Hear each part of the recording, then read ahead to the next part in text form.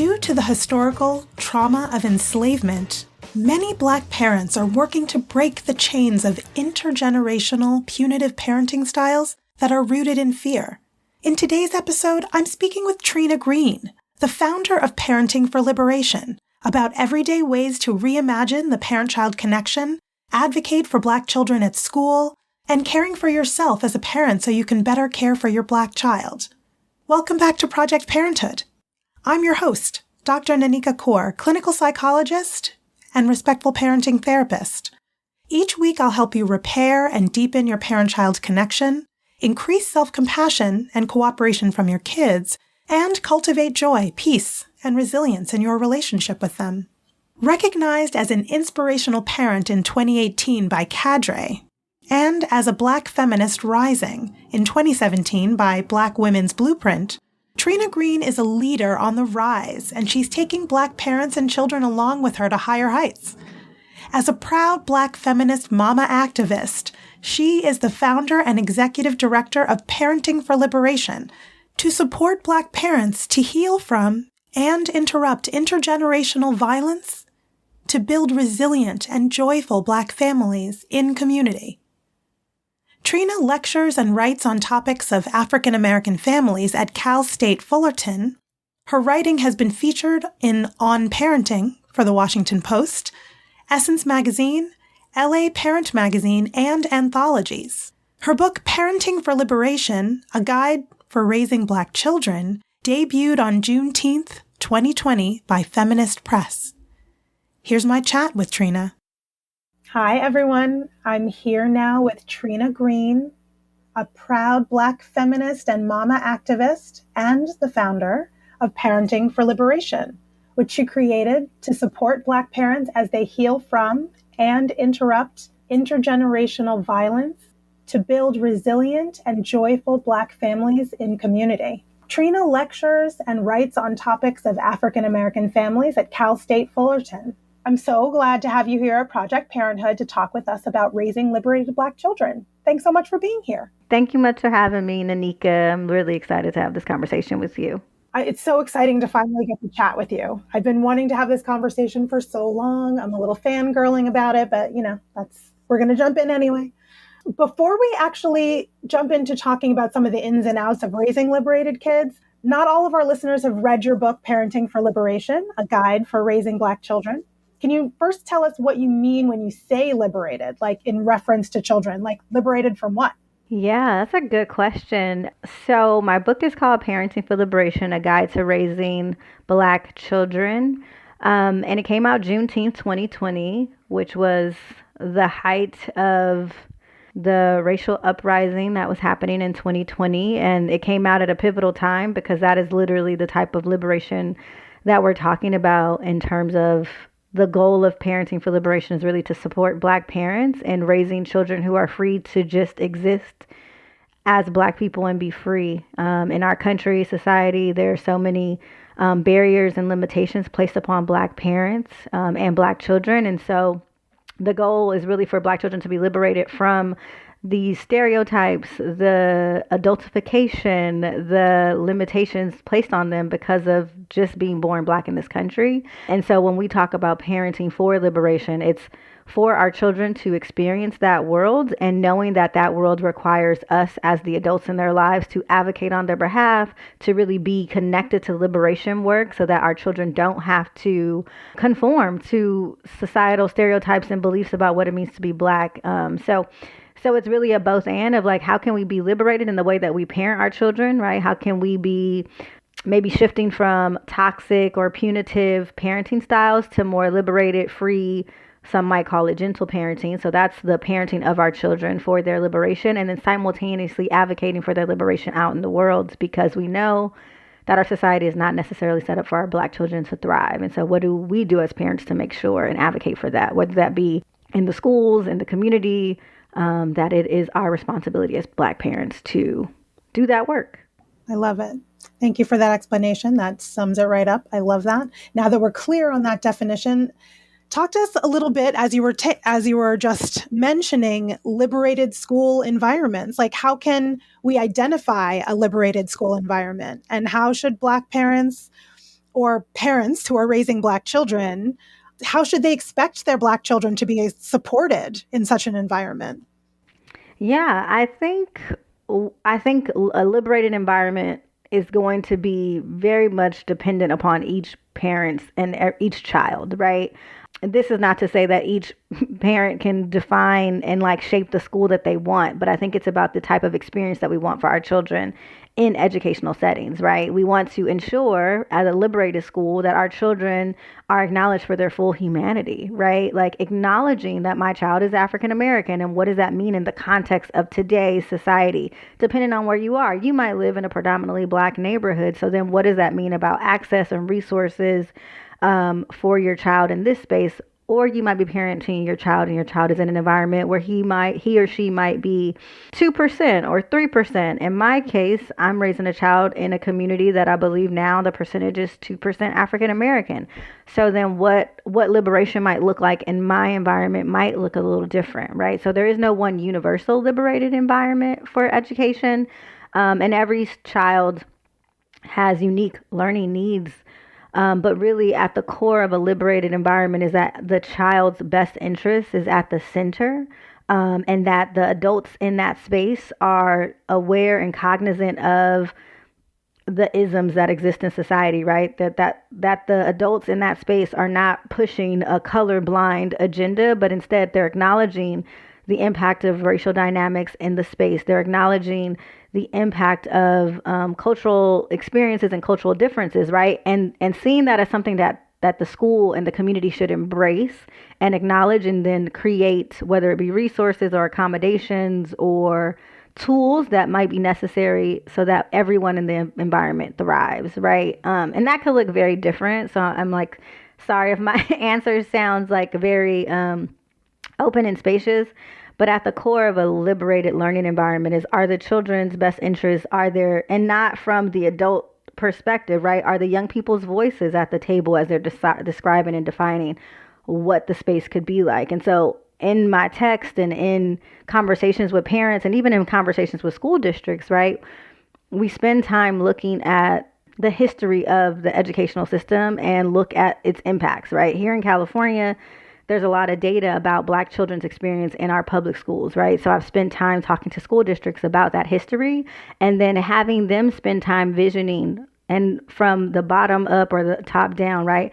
I've had visioning sessions with young people, I've had visioning sessions with parents, and I've had visioning sessions with teachers and folks in admin to really think about, well, what in this environment would support children to thrive? So like, what does a day in the life of the student look like? And that could be access to curriculum that represents them, right? Like when you look in the textbook, when you look at the materials, is your experience covered, right? Are you in the curriculum, or is the curriculum ignoring you or displacing you or not even acknowledging your full humanity? And we've had lots of talks in the last few years about like critical race theory or ethnic studies. And so that feels important that young people see themselves in the curriculum, and they know that not only their academic needs are being met, but their social emotional needs are also being met. And that feels like another important piece of the puzzle of education. Yeah. Well, thanks for that. I mean, I love that idea of, first of all, even your term visioning sessions. I mean, I love that idea of just being able to like talk out loud about what it would be like if it could be anything. This is what the way I would love to see it be, you know, especially talking about a child's point of view or even a parent's point of view in a school. We know how often parents' voices don't get heard either. I'm thinking about all the people who are listening who are realizing like, whoa, like that's definitely not the school my kid attends. Like nobody is thinking about my kid's voice or, you know, the way my kid shows up in the curriculum or their experience shows up in the curriculum. And I think it's important to acknowledge that not everybody will be able to switch their kid to a more supportive school or a new school or pull them out of the school system altogether, which many parents for liberation are doing lately, which is why I really thought this next point is such a great idea for any parent, no matter what school your kid is in or what age they are. So can you tell us a little bit why writing a note to your child's teacher at the beginning of the school year can be helpful in creating the learning environment we want to see for our kids? Yeah, you made a good point. Although there are so many like families who are choosing to opt out of traditional schooling, There's a whole movement for homeschooling. And like data had shown in the last decade or so that Black families or folks raising African American children had increased their homeschooling.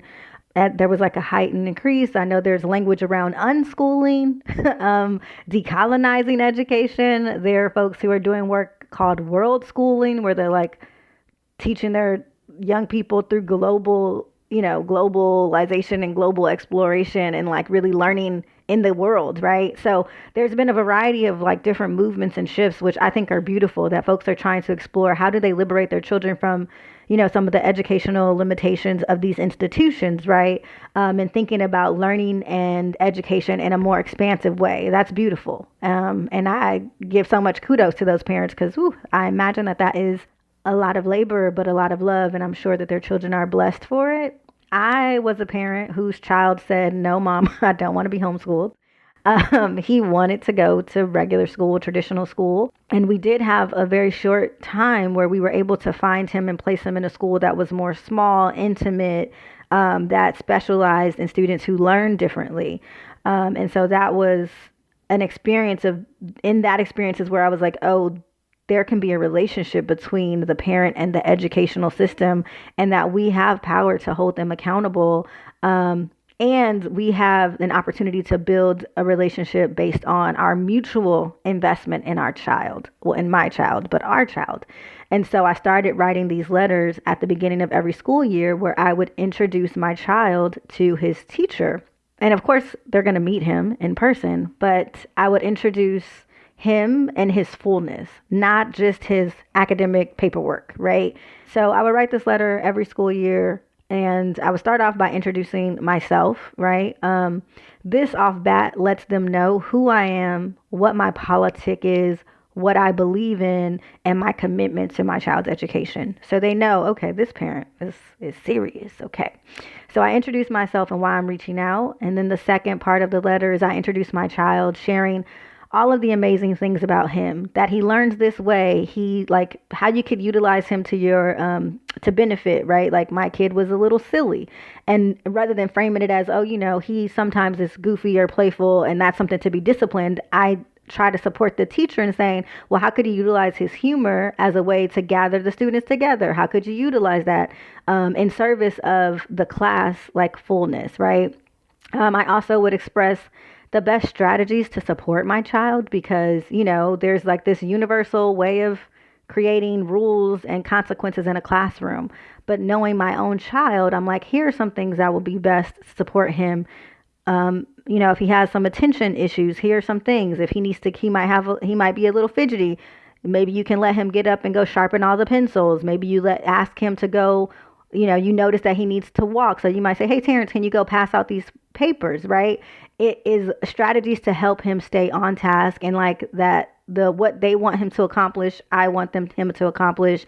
And so here's some tools. And also I tell them also strategies that didn't work. Like, in the past, the teacher used this, the clip up, clip down method, where it's like, if you're doing well in class, they clip you up. And if you're doing bad, they clip you down. I was like, that negative reinforcement actually didn't work and didn't serve him, right? It actually impacted him emotionally and like made him like tune out sometimes, right? So providing tools not only about what works well, but also sharing what has not worked in the past. And then the last piece that I often do is letting them know about who my child is culturally and how that is an important part, right? I'm like, if you may have not noticed, I imagine that my son, being a Black boy in this environment, he may be the only Black student in your class, or he may be the only Black boy in your class.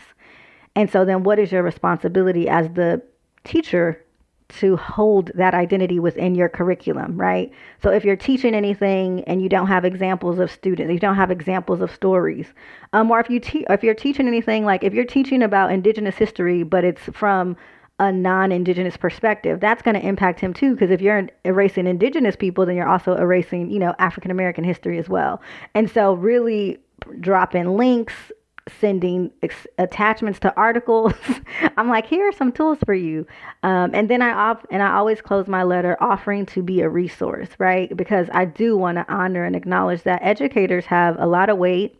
They're overworked, underpaid. They don't have a lot of like extra time or resource. Oftentimes they're spending money out of their own personal resources to create content that might not be already in the curriculum. And so I often offer myself as a resource. I'm down to volunteer here for, if you need curriculum, if you need books, I might have them on my bookshelf already. I can donate things to the school, to the class library.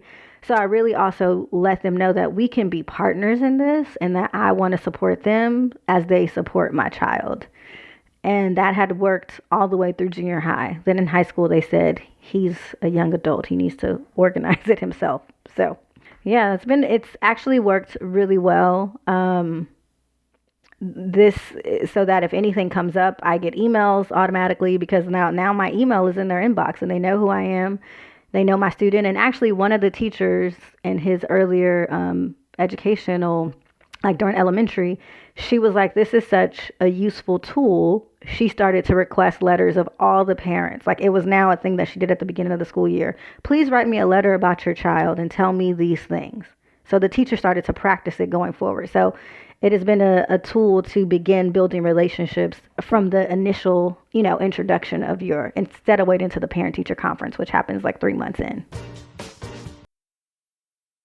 I love what you're saying. I mean, you just also put something else in my head too. It's like maybe it is his job going forward as he's an older kid, right? At the same time, like it made me think, I wonder if your son knows, like has seen the letters you wrote in the past, like maybe maybe he has information he wants a new teacher in a new year to know himself about him, right? Like maybe he can even advocate, or children in general could advocate for themselves and say, like, here's something about me you might want to know, teacher I've never met before at the beginning of the year. It's such a good model. It's such a good model for self-advocacy as much as it is for parents advocating for their children. And also just knowing that he was important enough to advocate for. I love that for him. So I think it's so interesting. You're talking about that piece you said about letting the teacher know who your child is culturally and offering to be a resource yourself, right? And the idea that you can play a role yourself and maybe bringing forth to the classroom something maybe a teacher hasn't thought of and loves, like that teacher did, and will carry forth with future students. But also this idea of just being involved yourself in your own child's education in this way. And that is taking me to my next question.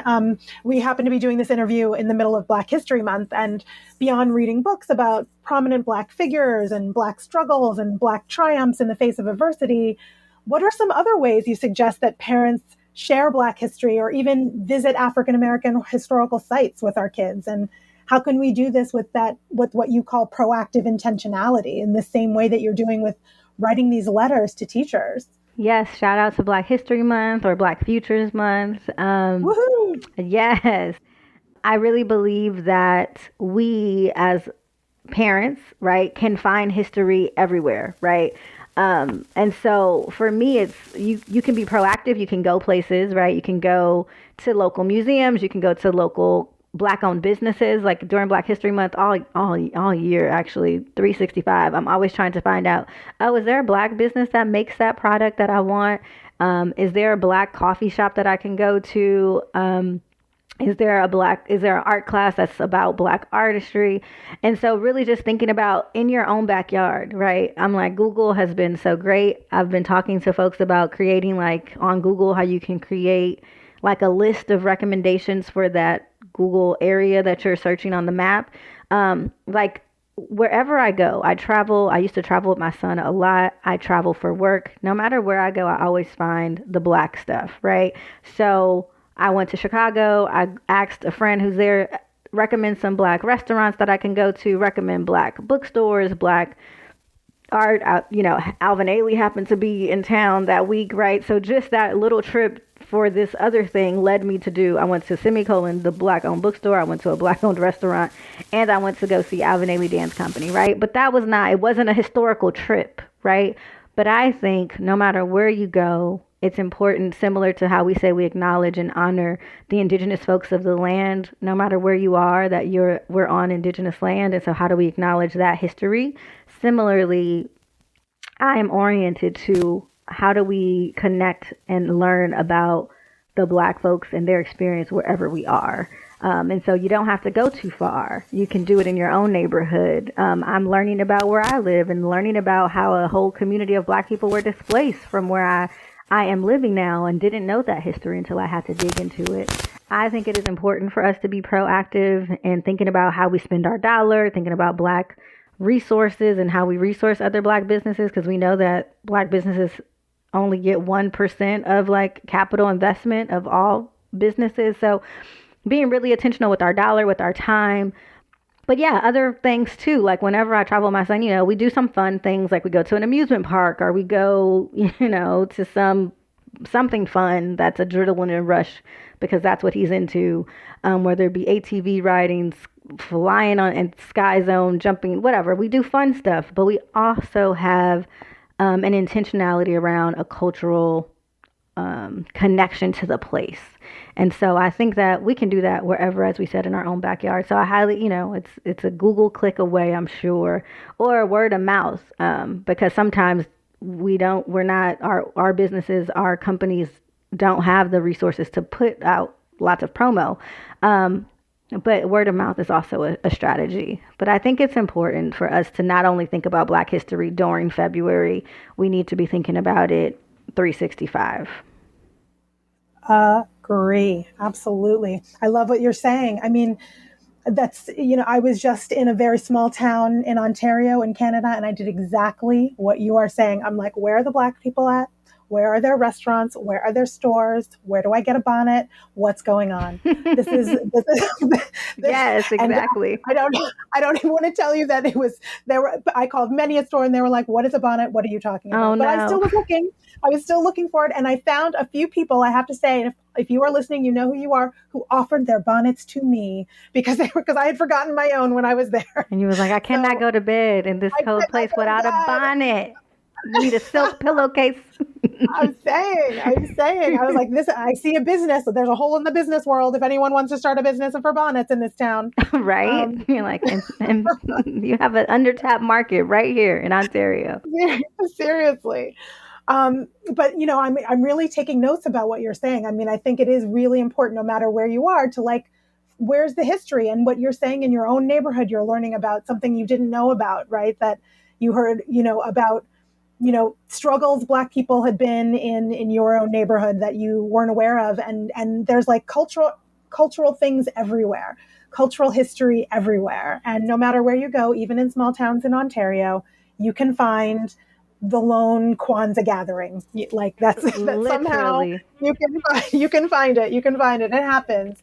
And I would say this, my one add, and is if you live somewhere and that one lone Kwanzaa gathering doesn't exist, then you can create it. Yes, absolutely. Absolutely that. I love that. I love it. It's within our hands. We're all wearing the ruby slippers. So while we're being proactive and intentional, can you talk about some of the ways that parents can weave big topics, right? Like homophobia, sex, love, friendship, classism, racism, capitalism, generational wealth gaps into those everyday conversations, just like these everyday activities that you're doing with our Black children? Yes. I mean, everyday conversations, those are some big topics. Parents are like, oh no, I don't want to talk about that, right? It's heavy, it's intense, and it's intellectualized, right? I will admit that I have been guilty of over-intellectualizing some of these conversations with my kid when he was 5, and he's like, Mom, what? Can I just have some sweethearts? What's happening? So he's like, what are you talking about? I believe that the opportunities present themselves, and we have to be willing to lean into them. And that's why I was like, really, it's less about, are our kids ready to talk about these things? Sometimes there's parents, like I may have been in the past, who was overly let me talk to you about the politics of the situation. And that might be too much. If you're one of those parents, then maybe you are pushing it a little too much, like I was, ready to get him aware of the institutional inequalities.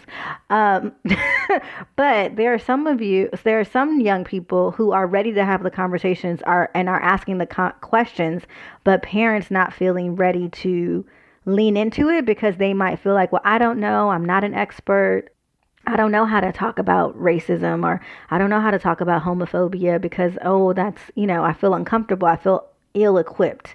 And I would tell parents to trust yourself, trust your knowing, and be willing to share what you do know and be open to say, I don't know. Let's look that up together, or let's go to the library together, or let's look at a YouTube video together, or, like that parents are willing to show that they're also able to learn to help build their capacity to talk about it. And some of the ways that these everyday conversations come up is, if we're talking about sexism or gender or patriarchy or misogyny, television, music, those will always provide opportunities, depending on what your child is listening to, what comes on a television show.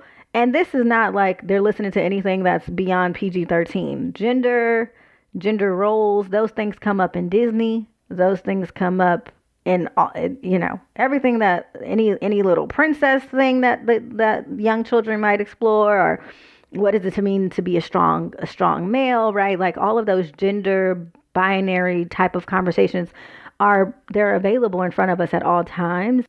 And I often like to start the conversations by asking them questions to assess what they believe and what they know. Our children are smart. They're so smart. They're absorbing information, probably more information than our generation used to absorb, because we used to have to have encyclopedias and Britannicas, and we'd have to have books to learn about some of this new stuff. For our young people, they can Google and learn about something that in 5 minutes. And so the data that they're absorbing, the information that they're absorbing is at a higher pace. So they might be ready to have these conversations. And so just being ready and leaning into them. Ways that I've learned that my son wanted to know about equity in terms of resources and wealth and money.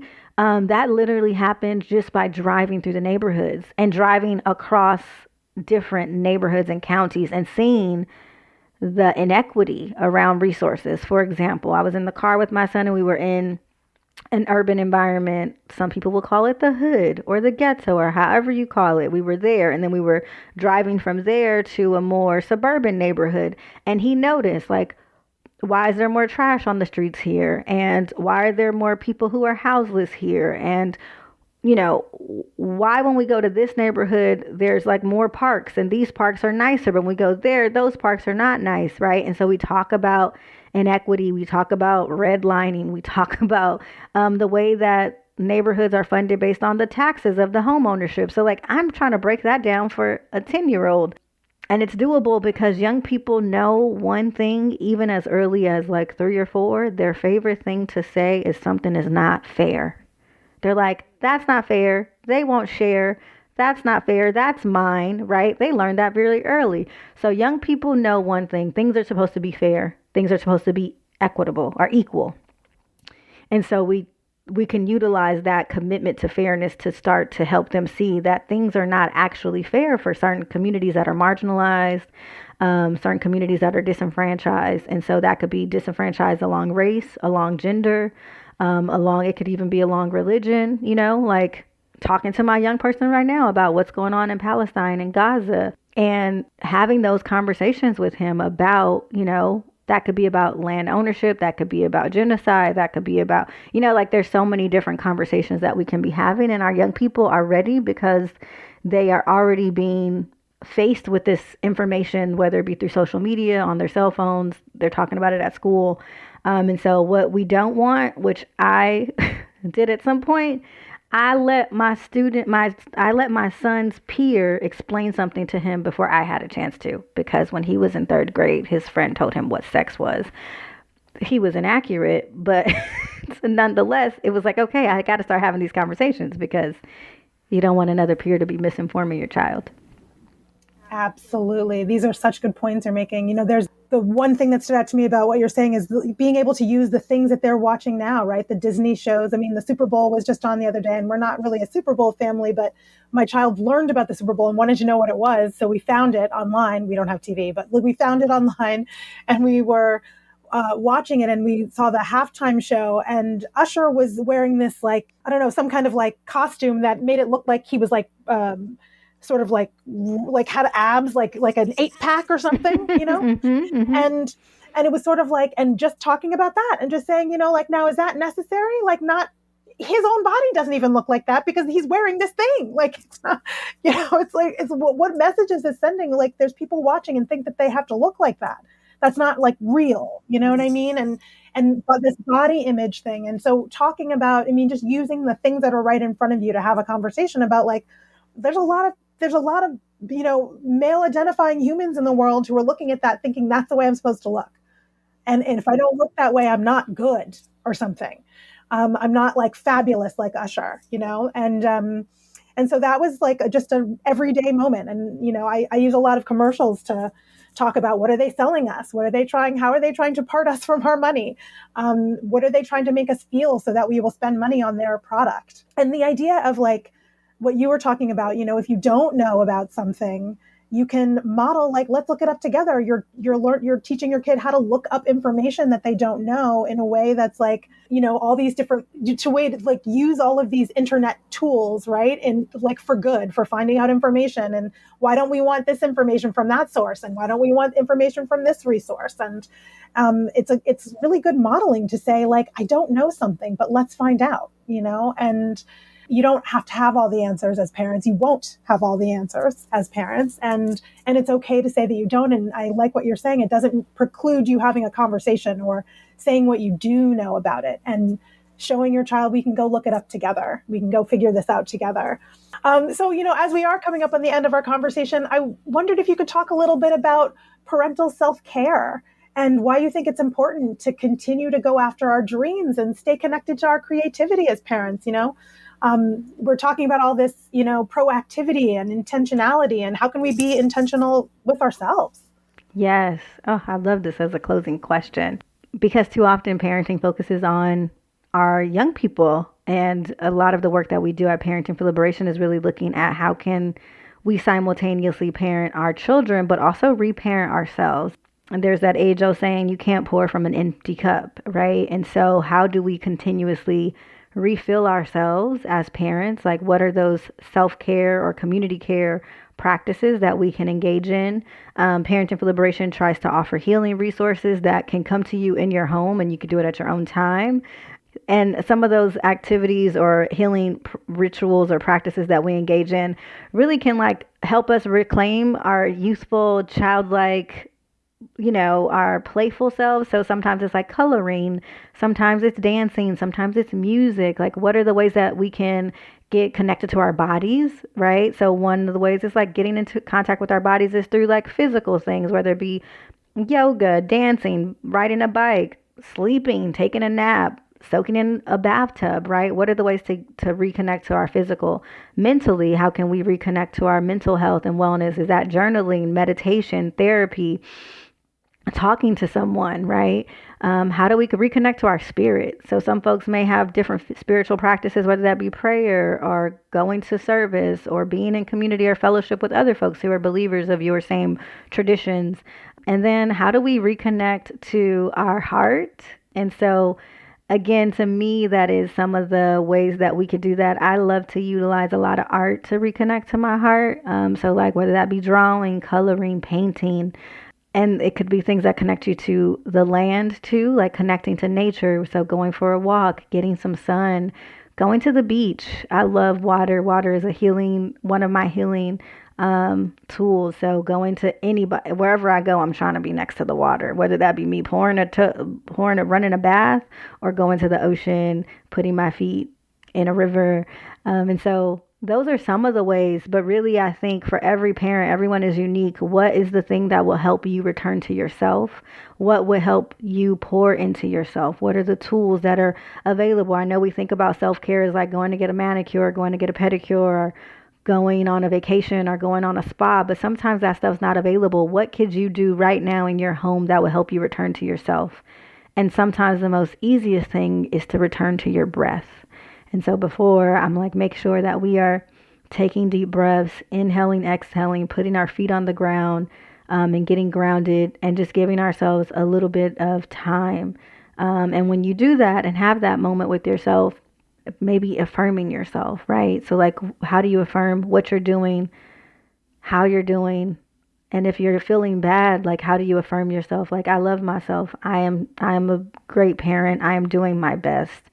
I'm not perfect, but I'm in practice, right? And so those are some of the ways, I probably provided a lot of ways, but those are some of the ways that we can reclaim our own care and wellness. And I would encourage folks to do it, alone in solitude, but also do it with your children so that they have experiences of practices for them to take care of themselves when they might feel unregulated or not feeling their best. Like, how do we return to ourselves and pour into ourselves? So, yes. We can't pour into our kids if our own cup is empty. It's so true. It's so true. Trina, this has been so great and such good information. I want to not end before you let our listeners know where they can find out more about you and your work. Yeah, so you can find out more about Parenting for Liberation by visiting us on all social media platforms with that name. So on Instagram, we're not on TikTok. I'm so sorry. I'm not advanced. So we're on Instagram, Facebook.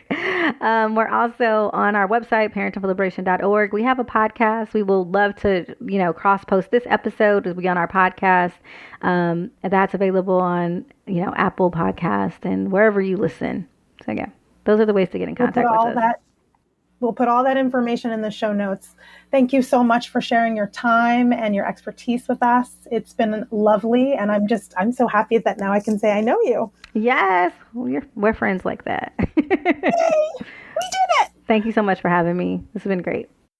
That's all for today's episode of Project Parenthood. Thanks for listening, and I hope you found this helpful. Be sure to join me live on Instagram at BKParents on Monday, March 25, at 12:45 p.m. for my monthly Ask Dr. Coor and get your questions answered in real time. If you have a question for me about parent-child relationships, respectful parenting tips, and/or parental mental health that you'd like me to cover in a future episode, shoot me an email at parenthood@quickanddirtytips.com. Leave a message at 646-926-3243, or leave me a message on Instagram at BKParents. And you can learn about my private practice working with parents living in New York State at www.brooklynparenttherapy.com. Catch you next week. Project Parenthood is a Quick and Dirty Tips podcast. It's audio engineered by Dan Firebend. Our podcast and advertising operations specialist is Morgan Christensen. Our digital operations specialist is Holly Hutchings. And our marketing and publicity associate is Davina Tomlin. See you next week.